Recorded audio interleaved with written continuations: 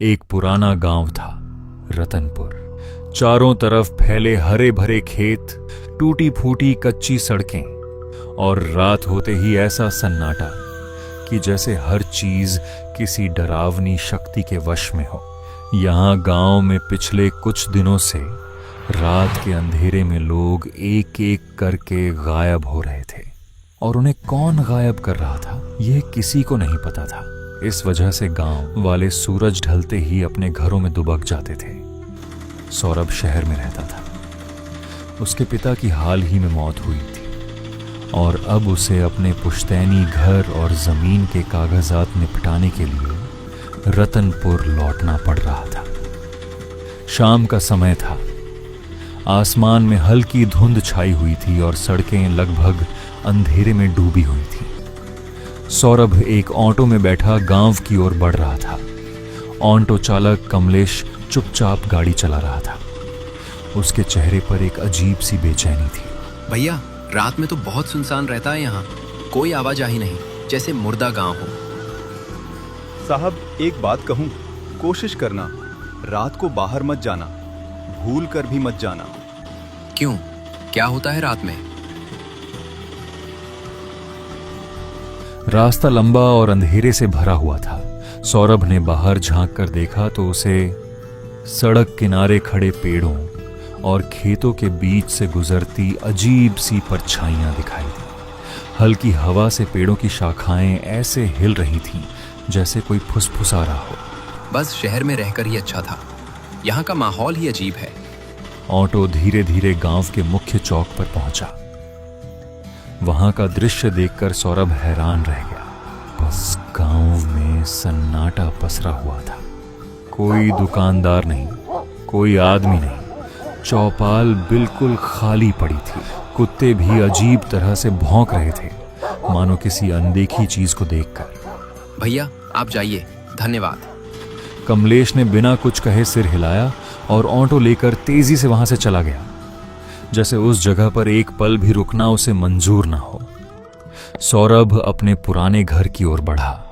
पुराने रास्ते, टूटी फूटी सीढ़ियां और जर्जर दीवारें उसे बचपन की याद दिला रही थी। घर का दरवाजा अजीब तरह से बंद था, जैसे किसी ने अंदर से बंद कर रखा हो। हालांकि घर सालों से खाली था। तभी उसे अपनी बचपन की दोस्त सीमा दिखाई दी। सीमा अब इसी गांव में अकेली रह रही थी। उसका चेहरा थका हुआ और डरा हुआ लग रहा था। आंखों के नीचे गहरे काले घेरे थे, जैसे उसने कई रातों से नींद नहीं ली हो।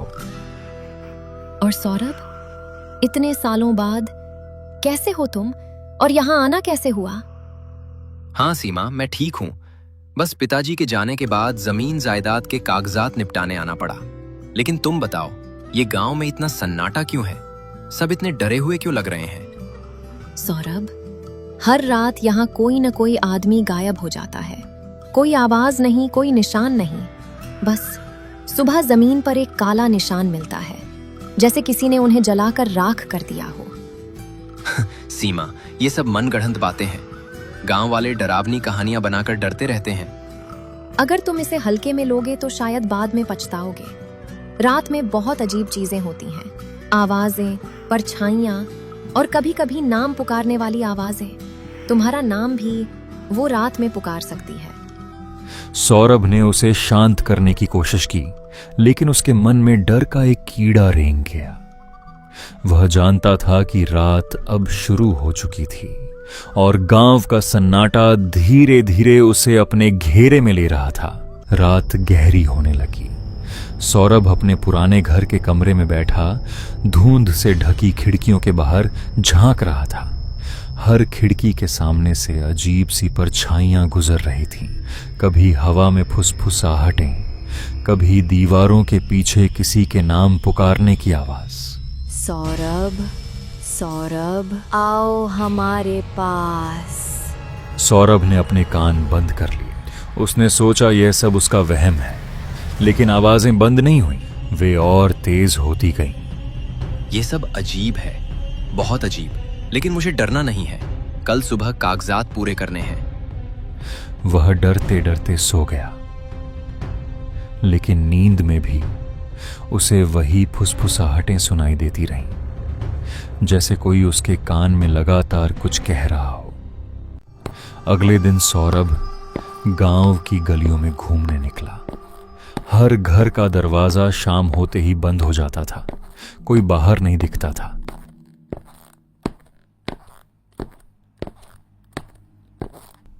चौपाल बिल्कुल खाली पड़ी थी। कुत्ते भी उसे अजीब तरह से घूर रहे थे, जैसे वे कुछ जानते हों जो वह नहीं जानता। सौरभ ने महसूस किया कि जैसे हर कोई डर के साए में जी रहा हो। तभी उसे गांव के पुराने पंडित गंगाराम दिखाई दिए। पंडित जी बुजुर्ग और गंभीर थे। उनका चेहरा समय की मार झेल चुका था और आंखों में एक गहरा रहस्य छिपा था। वीरेंद्र, नहीं सौरभ, तुम यहाँ क्या कर रहे हो? पिताजी के जाने के बाद जमीन के कागजात निपटाने आया हूं पंडित जी। लेकिन ये अजीब माहौल क्यों है? बेटा, ये गांव शापित है और ये श्राप उसी जमीन से जुड़ा है जो तुम्हारे परिवार की थी। कैसा श्राप? क्या मतलब? तुम्हारे दादा ने इस जमीन पर एक पुराना मंदिर तुड़वा दिया था। उस मंदिर में एक रक्षक आत्मा थी, एक शक्तिशाली प्रेत जो सदियों से गांव की रक्षा करता था। जब मंदिर टूट गया तो वह आत्मा कैद हो गई, न उस दुनिया में। अब वह हर रात किसी इंसान की आत्मा को खींचती है, उसे अपने अंदर समा लेती है ताकि अपनी कैद से मुक्त हो सके। तो जो लोग गायब हो रहे हैं? हाँ, वह उसी प्रेत के शिकार हैं। उनकी आत्माएं उसी के पास कैद हैं। सौरभ ने पंडित की बातों को बड़ी गौर से सुना। उसके भीतर डर बैठ चुका था, लेकिन साथ ही एक जिज्ञासा भी, सच्चाई जानने की। उस रात सौरभ सो नहीं सका। आसपास की धुंध और आवाजें उसे लगातार परेशान कर रही थीं। दीवारों के पीछे से फुसफुसाहटें, हवाओं में नाम पुकारने की आवाजें और खिड़कियों से गुजरती काली परछाइयां, यह सब उसे मानसिक रूप से कमजोर कर रहा था। अगले दिन उसने तय किया कि वह उस जगह जाएगा जहां कभी मंदिर हुआ करता था। उसे जानना था कि क्या सच में यह श्राप उसके परिवार की गलती का नतीजा है। तभी वहां अचानक से सीमा पहुंच जाती है। सौरभ, मत जाओ वहां, यह बहुत खतरनाक है। तुम शायद बचकर नहीं निकल पाओगे।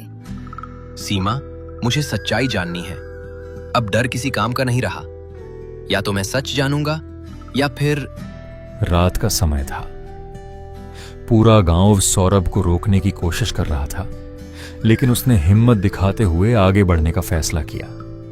वह उस खंडहर की ओर चल पड़ा जहां कभी मंदिर हुआ करता था। सौरभ उस जगह पहुंचा। चारों तरफ जली हुई मिट्टी, टूटी फूटी दीवारें और बीच में एक पुराना बुझा हुआ दिया पड़ा था। वहां की हवा में सड़न की बदबू थी और इतना सन्नाटा था कि उसकी अपनी सांसों की आवाज बस भी तेज लग रही थी। सौरभ ने धीरे से वह दिया उठाया और जलाया। जैसे ही लौ उठी, जमीन हिलने लगी, हवा में सिसकारियां गूंजने लगीं, ऐसी आवाजें जैसे सैकड़ों लोग एक साथ रो रहे हों। ये क्या हो रहा है? तभी पीछे से एक आवाज आई। सौरभ ने घूम कर देखा। सीमा वहां खड़ी थी, लेकिन उसका चेहरा बदल चुका था। उसकी आंखों में अब कोई इंसानियत नहीं थी, बल्कि एक शैतानी शक्ति दिख रही थी। उसका चेहरा पीला पड़ चुका था, आंखों से खून बह रहा था और उसके पैर जमीन से ऊपर थे। सीमा, तुम यहाँ कैसे? सीमा? वो तो बहुत पहले मर चुकी है। मैं वही राक्षसी आत्मा हूँ जो तुम्हारे दादा ने कैद कर दी थी। सालों से मैं सीमा के शरीर में रहकर गांव के लोगों को मार रही हूँ, उनकी आत्माओं को खा रही हूँ ताकि अपनी कैद से मुक्त हो सकूं। और अब तुम्हारे लौटने से मेरी कैद पूरी तरह टूटने वाली है। नहीं, ये नहीं हो सकता। सीमा मेरी दोस्त थी। तुम्हारी दोस्त? वो तो सिर्फ एक मुखौटा था। असलियत तो ये है, देखो मेरा असली रूप। अचानक सीमा का शरीर पिघलने लगा। उसकी खाल उतरने लगी और अंदर से एक भयानक आकृति निकलने लगी।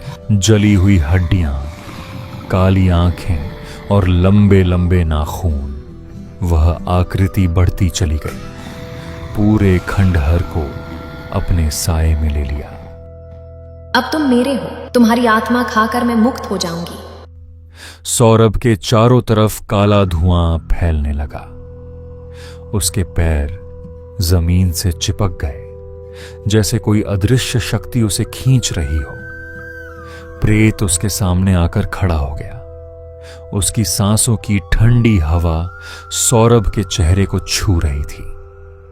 कोई नहीं बचा सकता तुम्हें। तुम्हारे दादा ने मुझे कैद किया था, अब तुम उसकी सजा भोगो। रुको, तुम कहती हो कि तुम रक्षक थी, तो रक्षक का धर्म क्या होता है? रक्षा करना, न कि निर्दोषों की हत्या करना। प्रेत एक पल के लिए रुक गया। उसकी आंखों में गुस्से के साथ साथ एक पीड़ा भी दिखी। मैंने सदियों रक्षा की, फिर तुम्हारे दादा ने मेरा मंदिर तोड़ दिया, मुझे कैद कर दिया। अब मेरी पीड़ा का कोई अंत नहीं। तो निर्दोषों को मारने से तुम्हें मुक्ति मिलेगी, या तुम भी उन्हीं की तरह हो जाओगी जिनसे तुम नफरत करती हो? प्रेत फिर से चीखा। उसके चारों तरफ की हवा में तूफान आ गया। खंडहर की दीवारें हिलने लगी। लेकिन सौरभ की बातों ने उसके भीतर कहीं एक हलचल पैदा कर दी थी। तो क्या मुझे मुक्ति नहीं मिलेगी?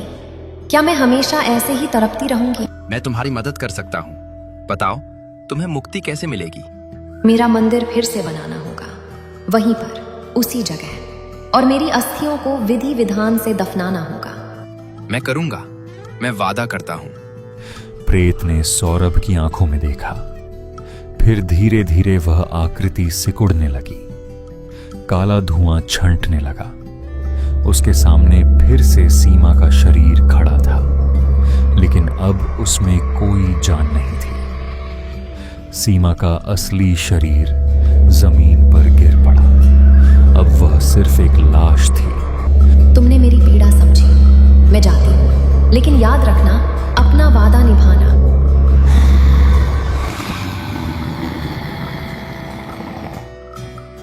हवा में एक हल्की सी फुसफुसाहट गूंजी और फिर सब शांत हो गया। प्रेत का अस्तित्व समाप्त हो चुका था। सीमा का शरीर वहां पड़ा था। अब वह सिर्फ एक मृत देह थी, जिसमें सालों से कोई और रह रहा था। अगली सुबह जब सूरज निकला तो पहली बार रतनपुर गांव में रोशनी थी। सिर्फ सूरज की नहीं, बल्कि उम्मीद की भी। गांव वाले धीरे धीरे अपने घरों से बाहर निकले। उन्होंने देखा कि खंडहर के पास सौरभ खड़ा था, थका हुआ लेकिन जीवित। सौरभ ने गांव वालों को पूरी सच्चाई बताई।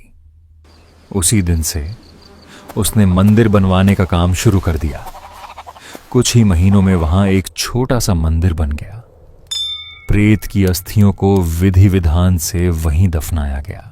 उस दिन के बाद से रतनपुर गांव में कोई गायब नहीं हुआ।